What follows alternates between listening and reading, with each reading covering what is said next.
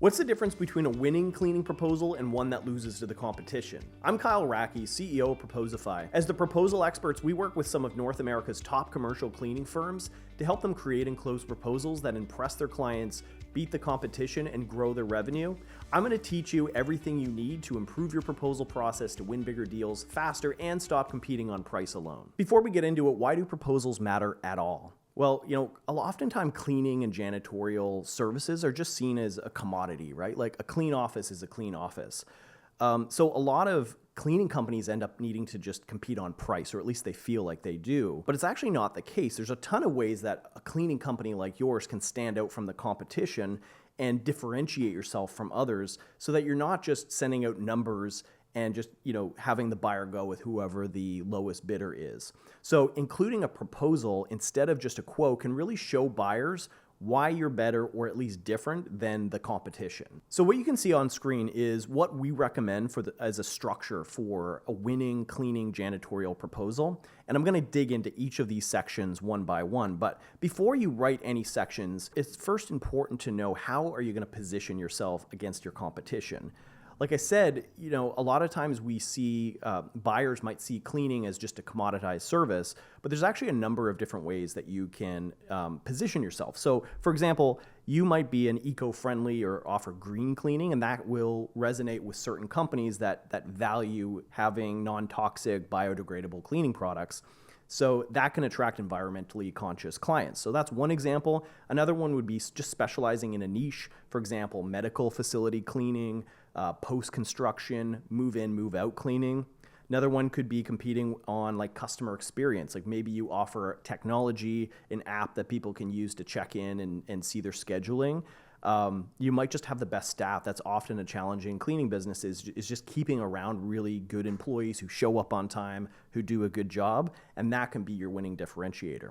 Another one could be a guarantee, just being reliable or offering luxury or high-end services. So there's probably way more ideas than this to specialize, but the point here is that if you know what your positioning is before you put out your proposal, then this should be reinforced in all of the content in every page of your proposal. All right, let's go through each part of the proposal one by one. So first of all, there's a cover page. This gets often disregarded or not included in janitorial proposals, but it's the first thing that a buyer will see when they open up your proposal. So make sure that it stands out, it looks great, it includes key information like the name of the client. Often it's great to even put their logo in it so it feels extra specialized to them.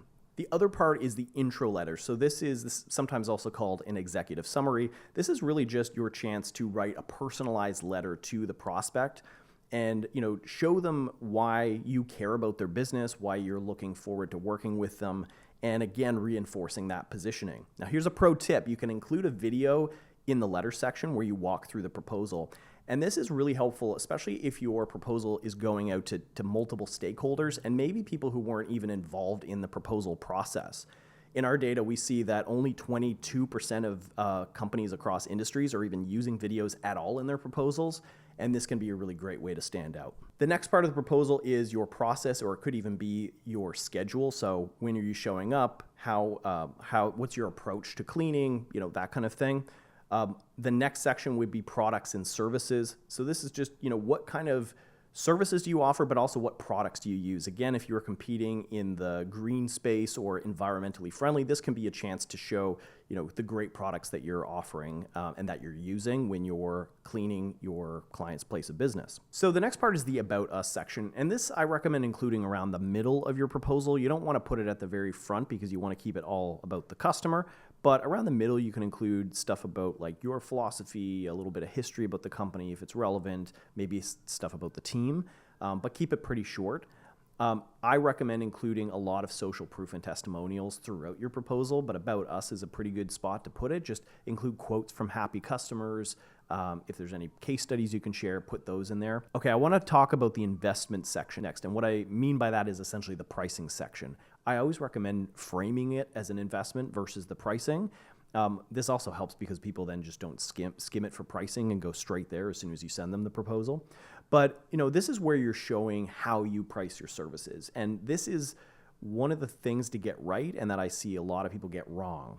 A lot of times it's because they, use a spreadsheet to calculate their pricing, and they include all of that information in the proposal itself. But really, the end buyer doesn't care how you price internally. What they care is, how does this come across externally? And we do have another video that we go way deeper into pricing strategies, but I'm going to talk through specifically a cleaning business and how you can price your services. So there is no real right or wrong way to price, as long as it's clear and understandable to the prospect and it matches their expectations. If after seeing your pricing, the effect on the buyer is like, oh, okay, yeah, that's kind of what I expected, then you're doing it right. Even better is like if they go, oh, it's actually not as expensive as I thought it was going to be, but you don't want it to be priced so cheaply that they question the value and go like, oh, it must not be very good, it's so cheap. So one of the ways to price could be an hourly rate, and that's like the most basic way to price services. It's not really the best way, because to a lot of customers, they just think that if you bill by the hour, you're going to take longer to do the job so you can bill more. And that may or may not be true, but it's what comes across usually to buyers. Is like, oh man, it's going to take them 5 hours to do it. I think it could be done in 3 hours. So hourly rate is a decent place to start, but pretty quickly you want to grow beyond that. Then you can start looking at flat rate per job. So for predictable tasks like cleaning a standard home or an office, companies may offer a flat rate. And it's usually determined by like number of rooms, square footage, or a few other variables. But then the idea is that once you quote it, you stick within that, even if it takes you a little bit longer. So you can usually kind of quote that flat rate a little bit more than what you expect it will be, just in case it takes your people a bit longer to do the job. Another way you can price is by service type. So you could have different tiers or different pricing for like basic cleaning versus deep cleaning versus specialized services like carpet cleaning, post-construction cleaning, that kind of thing. You can also include frequency discounts. So this is a great way to offer an incentive for the buyer to sign up for an ongoing service or even a contract. That means that like they get a little bit off if they agree to do like a certain amount of regular cleans per week or that kind of thing.